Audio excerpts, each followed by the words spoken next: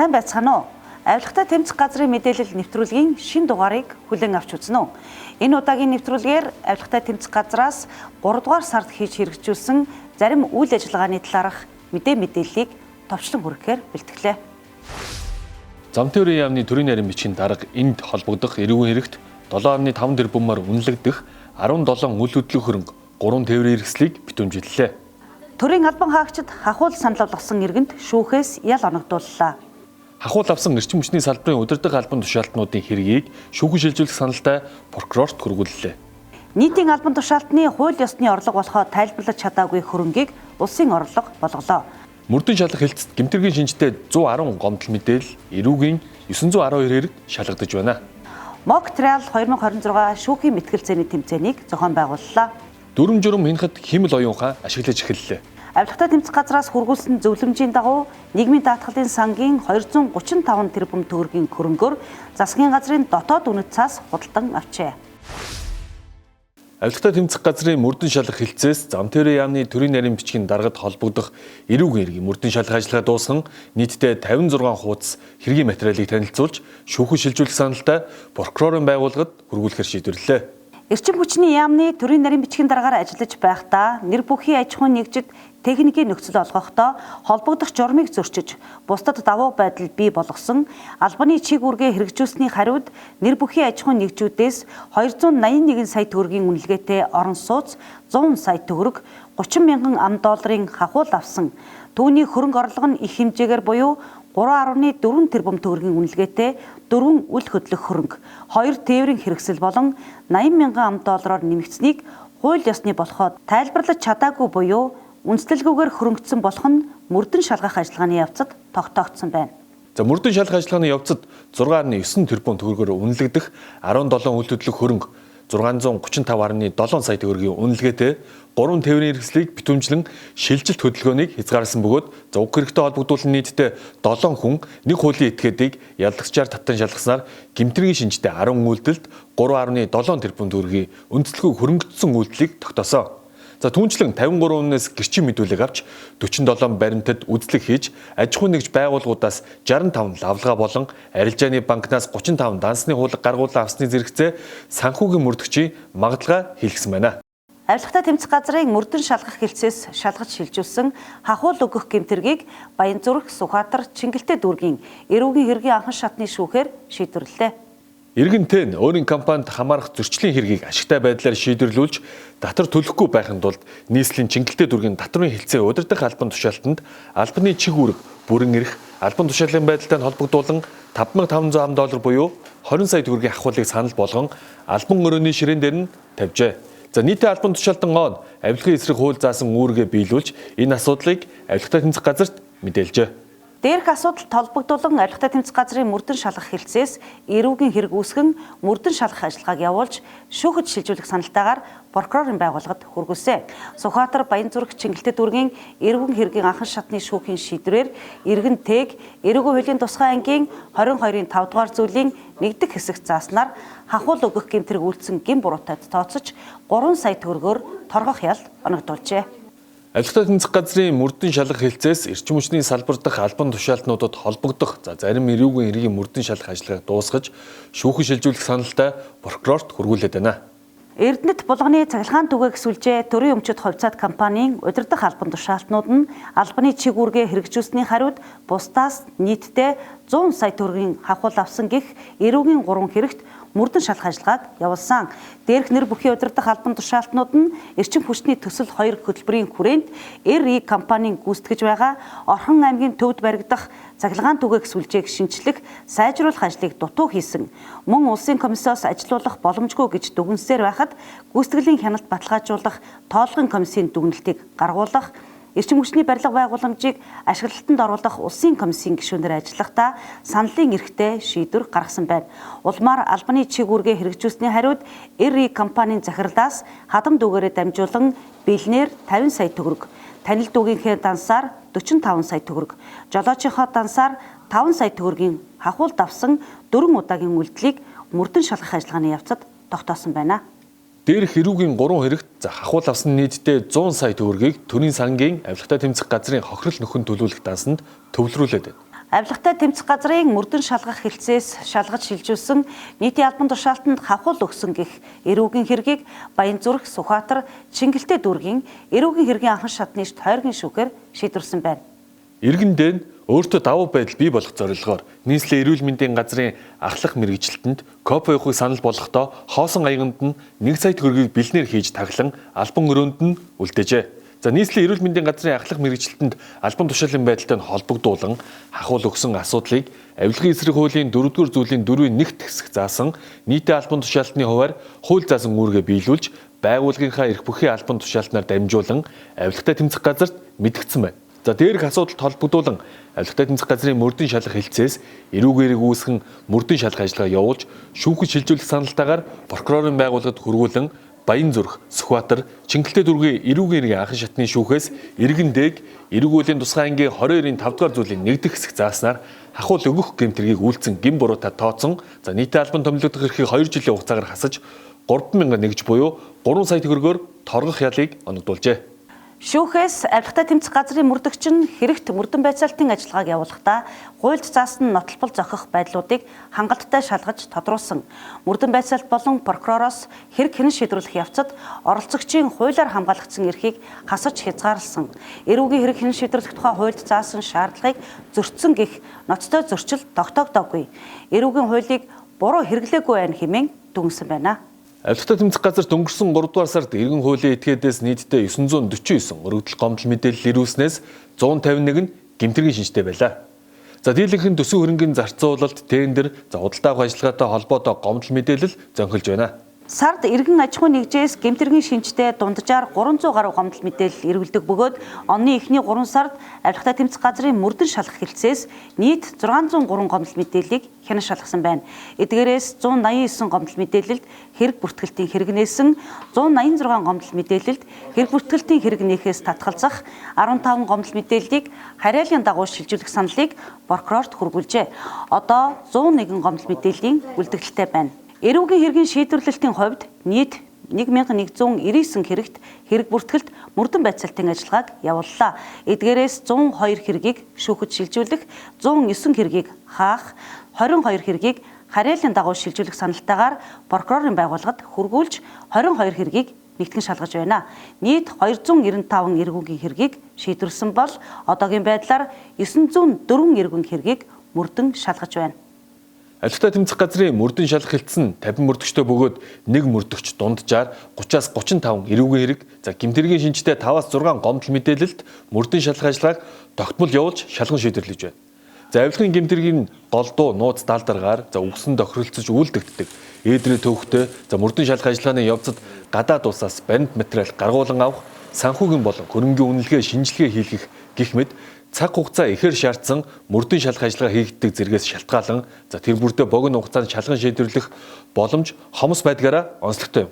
Авилгатай тэмцэх газраас явуулсан хяналт шалгалтаар нийтийн албан тушаалтны хууль ёсны дагуу олсон болохоо үндэслэлтэд тайлбарлаж чадаагүй зөрчлийг тогтоож олон улсын эрх зүйд хэвссэн жишгийг хэрэгжүүллээ.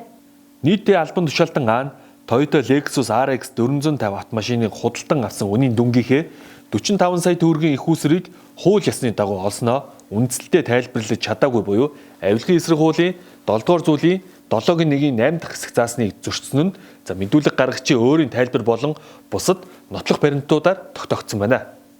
Албан тушаалтнуудын хөрөнгө орлогын мэдүүлгийг хяналт шалгалтын ажлын хүрээнд эрүүгийн хуулийн 22-ийн 10 дугаар зүйл заасан үндэслэхүүгээр хөрөнгөчих гэмтэргийн шинжийг хангахгүй боловч авилгын эсрэг хуулийн 7 дугаар зүйлийн 7-1-ийн 8-д заасан авилгын зөрчил болох үндэслэхүүгээр хөрөнгөчих буюу албан тушаалтанд 6 сарын цалин хөлс орлогоос илүү хөрөнгө орлогыг хууль ёсны дагуу олсон болохоо үндэслэлтэд тайлбарлаж чадахгүй байх тохиолдлууд гарч байна.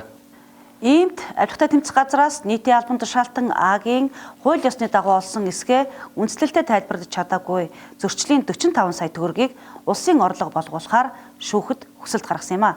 Дүүргийн эрүү иргэний хэргийн хялбар ажиллагааны анхан шатны тойргийн шүүхээс уг асуудлыг хянан үзээд авилгатай тэмцэх газрын барьцаа хохирлын дансанд байршуулсан 45 сая төгрөгийг улсын орлого болгуулахаар шийдвэрлэлээ. Их ус өрөөг нь үндэслэлтэд тайлбарлаж чадаагүй хөрөнгө орлогыг эрүүгийн болон иргэний журмаар хэрэг хэн шийдвэрлэх ажиллагаа явуулж цаг хугацаа алдалгүйгээр авилгын эсрэг хууль тогтоомжийн дагуу шүүхийн журмаар шууд хураан авахыг олон улсын эрх зүйд яллахгүйгээр хөрөнгө хураах гэж нэрлэдэг бөгөөд нийтлэг эрх зүйн тогтолцоотой улс орнуудад ихэвчлэн энэхүү аргыг хэрэгжүүлдэг байна. Авилгатай тэмцэх газрын албан хаагчид өөрсдийн санаачилгаар цус сэлбэлт судлалын үндэсний төвөөс зохион байгуулж байгаа цусаа өгч итгэл түгээе хамтдаа амьдрал бэлгэлийн аянд нэгдлээ. Энэ үеэр бусдын амнаас эрүүл мэндийн төлөө цусан бүрэлдэхүүнээ 16-аас 40 удаа өгсөн авилгатай тэмцэх газрын ахлах комиссар Жаргалбаатар Дамжинсүрэн анх хоёр нарт бахархал тэмдгийг цус сэлбэлт судлалын үндэсний төвөөс гардууллаа. Авилгатай тэмцэх газрын урдсан сэргийлэх соён гэгэрүүлэх хэлцээс Улаанбаатар төмөр зам хувь нийлүүлсэн нийгэмлэгийн Политехник коллежийн багш ажилтан нийгмийн эрүүл мэндийн үндэсний төвийн төслийн нэгжийн ажилтнууд цэргийн төв эмнэлгийн удирдлага, эмч, ахлах сувлагч нийт 201 хүнд авилгаас урдсан сэргийлэх үйл ажиллагаа, авилга, ашиг сонирхлын зөрчлөөс урьдчилан сэргийлэх сэдвийн танхимын сургалтыг хийлээ. Авилгатай тэмцэх газрын ажлын хэсэг улсын авто замын санд ажиллаж эхэллээ. Ажлын хэсэг тус сангийн 2024-өөс 2025 оны тушаал шийдвэр хэрэгжүүлсэн төсөл арга хэмжээ, төсвийн хөрөнгийн захиран зарцуулалт, худалдан авах ажиллагаа болон тэдгээртэй холбогдох шийдвэрүүдтэй танилцаж дүн шинжилгээ хийх замаар авилгын эрсдлийг тогтоож, авилга, ашиг сонирхлын зөрчлөөс урьдчилан сэргийлэх арга хэмжээг авч хэрэгжүүлнэ. Аймаг нийслэлийн волейболын холбоотын 40 шүүгчийг авилгын хор хөнөөл ашиг сонирхлын зөрчлөөс урьдчилан сэргийлэх нь сэдв сургалтанд хамруулж ашиг сонирхлын зөрчлийг танин мэдэх өртөхгүй байх, урьдчилан сэргийлэх аргачлалын талаар тайлбарлан таниуллаа. Түүнчлэн Монголын волейболын холбооны ажлын албаны ажиллах журмын төсөлд авилга ашиг сонирхлын зөрчил, авилгын гэмтэргээс урьдчилан сэргийлэх чиглэлээр нийтдээ 9 зүйл заалтыг өөрчлөн батлуулах тухай саналыг тус хүргүүлээд байна.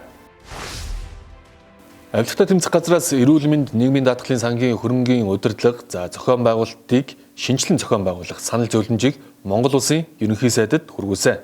Авилгатай тэмцэх үндэсний хөтөлбөрт тусгасан ажлыг улам эрчимжүүлж, авилгын суурь шалтгааныг арилгах, эрсдлийг бууруулах зорилгоор авилгатай тэмцэх газраас хийсэн судалгааны үр дүн тулгуурлан авилгын эрсдлийг бууруулахад чиглэсэн тодорхой санал зөвлөмжийг боловсруулснаа хүргүүлсэн юм а.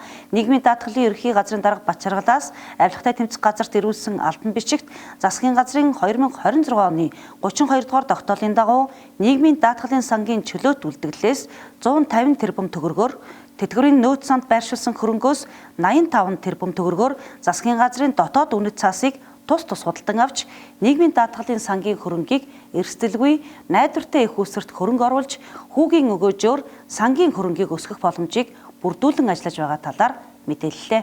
Нийгмийн даатгалын багц хууль 2023 онд их хурлаас батлагдсан. Энэ хуулийг хэрэгжүүлэхэд бол бас нэлээд олон хяналтын механизм бас шинээр орж ирсэн. Үүний нэг нь бол нийгмийн даатгал үндэсний зөвлөлийн дэргэд мэргэжлийн хороо гэж байгуулагдсан. Энэ хороо бол хараат бус олон нийтийн хороо мэргэжлийн хүмүүс ажилдаг. Энэ мэргэжлийн хорооноос бол ямар банкнд ямар хэмжээтэй, ямар хөвтэй байршуулбал зохистой талаар мэргэжлийн дүгнэлт гаргаж өгч байгаа.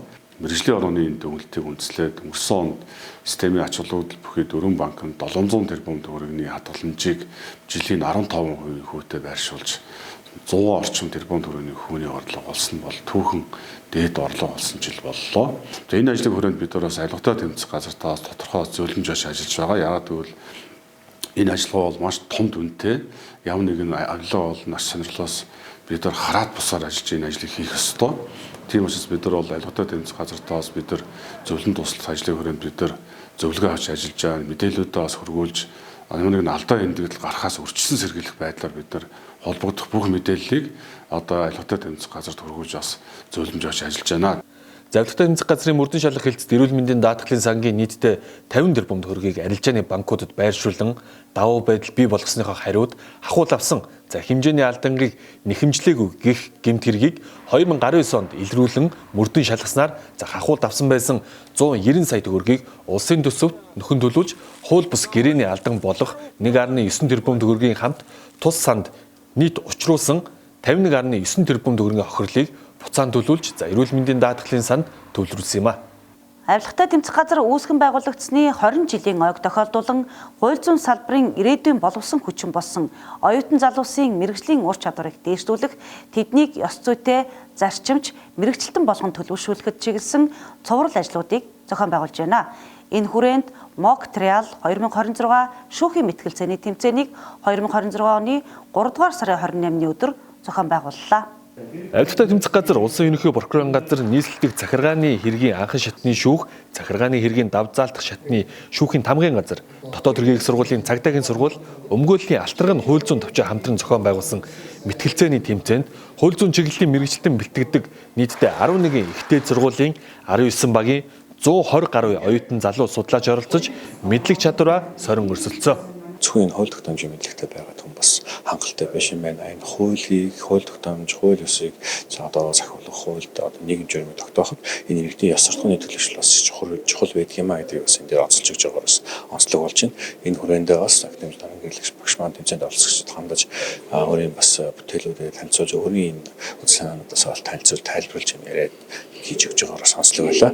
Энэ тэмцээнд одоо маш олон байгууллагууд оролцож байна. За үүний нэг нь бол шүүхийн байгууллага мөн эрүүл иргэний давхын одоо шүүгчнэр хүртэл энд одоо маш их идэвхтэй оролцож байна. Энэ нь бол бас нөгөө талаар агуулгаараа юу юм гэхээр шүүхийн мэтгэлцээний ур чадварыг илүү хөгжүүлэх, дараагийн түвшинд хүргэх, за мөн шин залуу болсон өвчнээ бэлтгэх, ингэснээрээ одоо шилдэг сор болсон хуульчдыг бид одоо энэ хуулийн салбарт гарч ирэхэд нь одоо дэмжлэг үзүүлж байгаа нэг юм арга хэлбэр юм аа. Тэмцээний маань гол ачаал бүгд л өнөөдөр биш юм багт ирээдүйн шударгаас хуульчаас төр тус бүхэл зүйлс бол эргээр нөлөөгөө үзүүлнэ гэж найдаж байна. Хуульчны хамгийн эрхэм чанар бол үнний төлөө тууштай зүтгэдэг байхыг бол эрэлхийлдэг байх ёстой.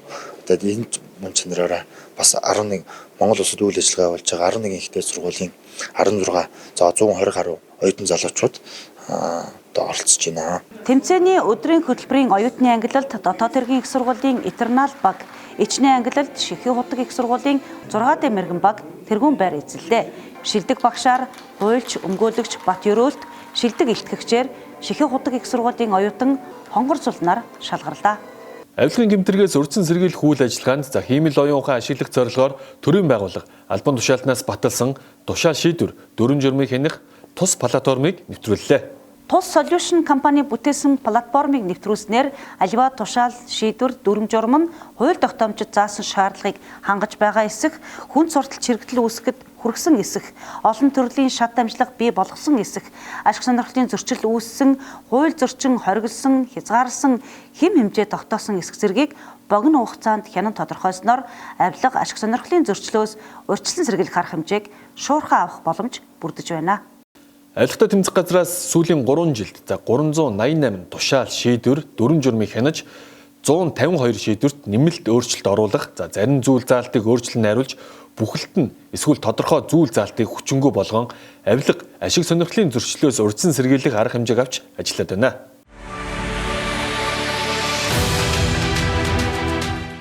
Авилгатай тэмцэх газар үүсгэн байгуулагдсны 20 жилийн ойг тохиолдуулан өнгөрсөн хугацаанд хийж хэрэгжүүлсэн зарим онцлог ажлуудыг цувралаар мэдээлэн танилцуулж байгаа билээ. Энэ удаад Хөгжлийн банкны хэргийг мөрдөн шалгах явцад 861.3 тэрбум төгрөгийн хохирлыг нөхөн төлөвлөсөн талаарх мэдээллийг товч танилцуулъя. Авилгатай тэмцэх газрын мөрдөн шалгах хэлцээс 2022 оны 1-р сарын 31-ний өдөр Хөгжлийн банкны гэх хэрэгт нийт 82 иргэн албан тушаалтан болон за 6 хуулийн этгээдэд холбогдуулан эрүүг үүсгэж ялагчаар татан мөрдөн шалгах ажиллагааг явуулсан. За эрүүг хэн шийдвэрлэх тухай хуулийн 9-р зүйлийн 1-р зүйл заасны дагуу эрүүгийн хэрэг хэн шийдвэрлэхэд тусгай мэдлэг зайлшгүй шаардлагатай асуудлыг тодруулахаар эсвэл эд зүйл хөрөнгийн үнэлгээг тогтоолохоор шинжилгээ хийлгэх шийдвэрийг гаргаж шинжээж томлон ажиллаулдаг. За энэ дагуу Хөгжлийн банкны эрх бүхий албан тушаалтнуудад холбогдуулан мөрдөн шалгах ажиллагаа явуулж буй хэрэгт нийт 62 удаа тусгай мэдлэг бүхий этгээдийг шинжээчээр томлон шинжилгээг хийлгэсэн. За шинжилгээ тус бүрт нийтдээ 165 хоногийг зарцуулсан байна. Авилгатай тэмцэх газрын мөрдөгчд за уг хэргийг оролцогчд болон тэдгээрийн өмгөөлөгч нарын зүгээс прокурорт хандаж гаргасан 354 гомдол хүсэлтийг за тухай бүр хуулийн хугацаанд нь хянаж шийдвэрсэн байдаг. Хөгжлийн банкны гэгдэх эрүүгийн хэргийг мөрдөн шалгах ажиллагааны явцад нийт 861 тэрбум 311 сая 742 мянга 323 төгрөгийн хохирлыг нөхөн төлөвлөсөн болно. За үүнээс гадна 47 аж ахуй нэгж за тэдгээрийн хувьцаа эзэмшигч болон Хөгжлийн банкны албан тушаалтан 61 иргэний 664 ширхэг үл хөдлөх хөрөн 763 ширхэг тээврийн хэрэгсэл арилжааны банкуд дахь 104 харилцах болон хадгаламжийн данс За 25 аж ахуйн нэгжийн хувьцааны шилжилт хөдөлгөөнийг тус прокурорын зөвшөөрлөөр хязгаарласны зэрэгцээ яллагдагч нарын өмчлөлийн нийтдээ 250 тэрбум 626 сая 74487 төгрөгийн үнэлгээ бүхий орон сууц, газар, за үйлдвэрийн болон офисын зориулалтаа барилга зэрэг 43 үйл хөдлөх хөрөнгө 18 тээврийн хэрэгсэл, хүнд машин механизм, 2 үйлдвэрийн тоног төхөөрөмжийг битүүмжсэн байна. Мөрдөн шалгах ажиллагааг 2022 оны 10 дугаар сарын 19-ний өдөр дуусгаж нийт 461 хавтас буюу 115250 хуудас бүхий эрүүгийн хэргийн материалыг хохирогчийн хууль ёсны төлөөлөгч 82 яллагдагч болон яллагдагчаар татагдсан 7 хуулийн этгээдийн төлөөлөгчд танилцуулсан байна. Уг хэргийг 2022 оны 11-р сарын 4-ний өдөр шүүхэд шилжүүлэх саналтай прокурорын хяналтад шилжүүлсэн бөгөөд одоогоор улсын дээд шүүхэд хянагдаж байгаа юм байна. Авилгатай тэмцэх газар таныг сонсож байна. Та авилга, ашиг сонирхлын зөрчилтэй холбоотой гомдол мэдээлэлээ 1110 дугаарт өгнө. Авилгатай тэмцэх газар. Авилгатай тэмцэх газрын мэдээлэл нэвтрүүлгийн энэ удаагийн дугаар үүгээр өндөрлөж байна. За дараагийн нэвтрүүлгээр эргэн уулзлаа баяр та.